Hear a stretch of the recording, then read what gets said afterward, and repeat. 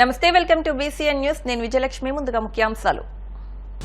వరద బాధితులకు పరిహారంపై సీఎం చంద్రబాబు సమీక్ష. ఈ నెల 17వ తేదీ నుండి ఆర్థిక సాయాన్ని పంపిణీ చేయాలని అధికారులకు ఆదేశాలు.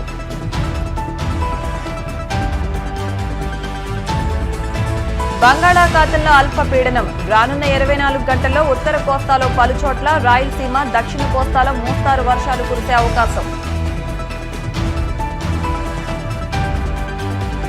పాలకొల్లులో ఘనంగా స్వాతంత్ర సమరయోధులు అద్దేపల్లి సత్యనారాయణమూర్తి 125వ జయంతోత్సవాలు. ముఖ్య అతిథిగా పాల్గొన్న మంత్రి నిమ్మల. గోవిందనామ స్మరణతో మారుమోగిన కోనసీమ తిరుమల. వాడపల్లి వెంకన్న దర్శనానికి పోటెత్తిన భక్తజనం. వరద బాధితులకు 17వ తేదీ నుండి ఆర్థిక సహాయాన్ని పంపిణీ చేయాలని ముఖ్యమంత్రి చంద్రబాబు నాయుడు అధికారులను ఆదేశించారు. రాష్ట్ర సచివాలయంలో ఆయన అధికారులు, మంత్రులతో సమీక్షా సమావేశం నిర్వహించారు. ఈ సందర్భంగా ఆయన మాట్లాడుతూ వరద బాధితులను నమోదు చేసే సమయంలో అత్యంత జాగ్రత్తగా వ్యవహరించాలని, నష్టపోయిన ప్రతి ఒక్కరికి సాయం అందాలని చెప్పారు. సహాయక చర్యలపై ప్రజలు సంతృప్తితో ఉన్నారని తెలిపారు. పరిహారం విషయంలో శాస్త్రీయంగా జాబితా రూపొందించాలని సూచించారు. సాధ్యమైనంత త్వరగా ఎన్యూమరేషన్ ప్రక్రియను పూర్తి చేసి ఆర్థిక సాయం పంపిణీకి సిద్దం కావాలన్నారు. బంగాళాఖాతంలో అల్పపీడనం ఏర్పడుతుందని విశాఖ వాతావరణ కేంద్రం వెల్లడించింది. రానున్న 2 రోజుల్లో అల్పపీడనం పశ్చిమ వాయువ్య దిశగా పయనించి బెంగాల్ సమీపంలో వాయుగుండంగా మారే అవకాశం ఉందని వాతావరణ శాఖ తెలిపింది. దీంతో ఏపీలో పలుచోట్ల మోస్తారు వర్షాలు కురుస్తాయని అధికారులు వెల్లడించారు. ఇక తాజాగా వాయుగుండం ప్రభావంతో రానున్న 24 గంటల్లో ఉత్తర కోస్తాలో పలుచోట్ల, రాయలసీమ, దక్షిణ కోస్తాలో మోస్తారు వర్షాలు కురిసే అవకాశం ఉంది. మరోవైపు రాబోయే 3 రోజుల్లో రాష్ట్రంలో తేలికపాటి నుంచి ఓ మోస్తారు వర్షాలు కురిసే అవకాశం ఉందని అమరావతి వాతావరణ శాఖ తెలిపింది.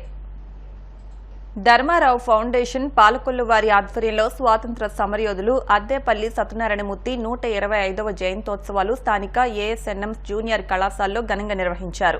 ఈ కార్యక్రమానికి ముఖ్య అతిథిగా జలవనరుల శాఖ మంత్రి, ధర్మారావు ఫౌండేషన్ చైర్మన్ నిమ్మల రామానాయుడు హాజరయ్యారు. ఈ సందర్భంగా రక్తదాన శిబిరం, సాంస్కృతిక కార్యక్రమాలు ఏర్పాటు చేశారు. అనంతరం ఆర్యవైశ్య పుర ప్రముఖులను సత్కరించారు. విద్యార్థులకు స్కూల్ పుస్తకాలు, బ్యాగులను పంపిణీ చేశారు. ఈ కార్యక్రమంలో కూటమి నాయకులు పాల్గొన్నారు. నిమ్మల రామానాయుడు గారు ఒకప్పుడు పెద్ద పెద్ద హీరోలు అయితే చాలా గొప్ప అనేవారు. ఇప్పుడు నిమ్మల రామానాయుడు గారు హీరో మనందరికీ కూడా రోజు అలాగే కనిపిస్తున్నారు ఆయన. సో వారికి, అలాగే వేదిక మీద అలంకరించిన ప్రముఖులందరికీ, సభకు విచ్చేసిన మీ అందరికీ కూడా నా హృదయపూర్వక నమస్కారాలు. అద్దేపల్లి సత్యం గారి గురించి ఇంచుమించు 10 నెలల నుంచి చెప్పుకుంటూనే ఉన్నాము. ఆయన అంటే తెలియని వ్యక్తులు అంటే అసలు ఎవరు ఉండరు. మరి అద్దేపల్లి సత్యనారాయణమూర్తి గారి విషయాలు మనందరికీ తెలుసు. ఆయన విద్యావేత్తగా మరి విద్యా దానం చేశాడు. రూపాయికి లక్షల్లో విలువన్న రోజుల్లో రూపాయి ఆ వేళ దానం చేసి ఈవేళ ASNM గవర్నమెంట్ కాలేజీ పెట్టడం అంటే చిన్న విషయం కాదు. ఆ రోజుల్లో విద్య అందరికీ అందుబాటులో లేదు. అటువంటి రోజుల్లో ఈ గొప్ప విద్యా సంస్థని మన ఈ చుట్టుపక్కల ప్రాంతాల వారందరికీ అవకాశం కల్పించడం అనేది చాలా గొప్ప విషయం. కాలేజీ పెట్టి ఇంకా దానాలు చేయడంలో కూడా వైశాస్త్రి ఇక్కడ చాలా ముందుండి సత్రాలు నడపడంలో చిన్నారులైనటువంటి విద్యార్థులందరికీ కూడా ముందుగా నా ఆశీస్సులు కూడా ఈ సందర్భంగా అందజేసుకుంటూ ఉన్నా. అద్దేపల్లి సత్యనారాయణమూర్తి గారి 125వ జయంతోత్సవాల్ని ఘనంగా పాలకొల్లులో సంవత్సరం పొడవునా నిర్వహించుకోవాలనడానికి గల కారణం మీ అందరికీ తెలుసు. ఏదైతే ఆయన త్యాగం, ఆయన ఆ రోజునటువంటి స్వతంత్ర పోరాట స్ఫూర్తి, ఆయన దానగుణం, ఇవన్నీ కూడా భవిష్యత్తు తరాల వారికి, భావి తరాల వారికి కూడా తెలియజేయాలనేటువంటి ఉద్దేశం.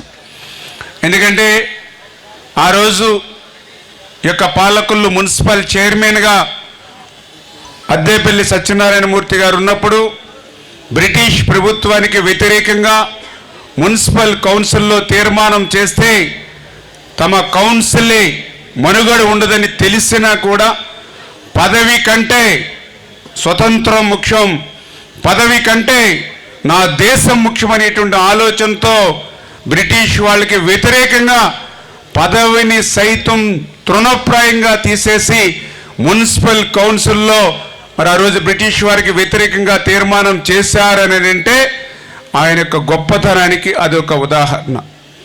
అదేవిధంగా ఆ రోజు స్వతంత్రోద్యమంలో కానీ మరి అందులో ప్రత్యేకించి మన జాతి పిత మహాత్మా గాంధీ సైతం పాలకొల్లు విచ్చేసినప్పుడు అద్దేపల్లి సత్యనారాయణ మూర్తి గారి ఇంటికెళ్ళి ఆయన నివాసంలో ఉన్నారని అంటే అద్దేపల్లి సత్యనారాయణ మూర్తి గారి గొప్పతనం ఏంటనేది అది ఒక ఉదాహరణ అనే విషయాన్ని.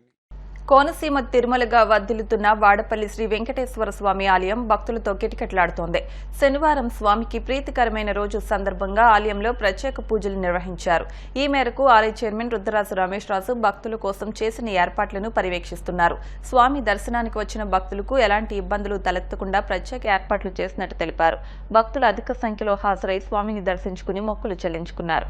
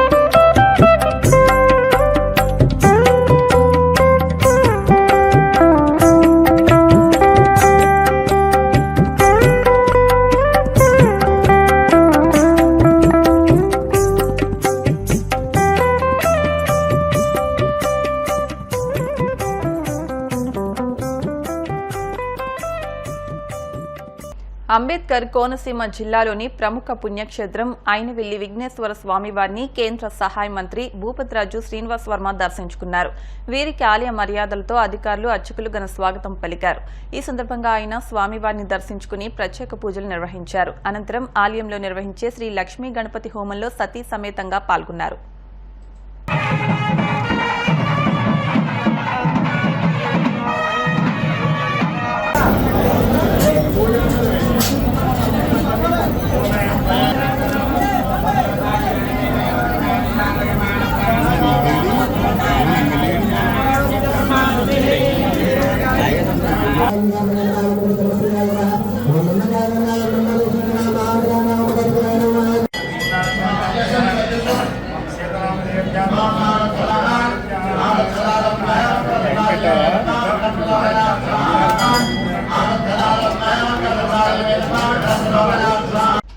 ఇప్పుడు కాసేపు ప్రకటనలు.